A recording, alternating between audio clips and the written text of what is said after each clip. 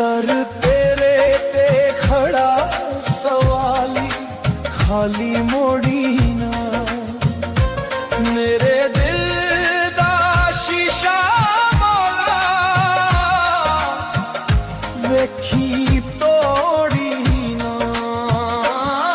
दर तेरे ते खड़ा सवाली खाली मोड़ी ना एक नजर रहमत दी कर दे मुखड़ा मोड़ी ना सारी उम्र मैं फिरदा रहा इस जग दे मेलिਆਂ विच रूह मेरी पई रोंदी रही दुनिया दे झमेलिਆਂ विच हुण ते तेरी चौखट उत्ते सिर मैं रख दिता तू ही मेरा काबा मौला तू ही मेरा मक्का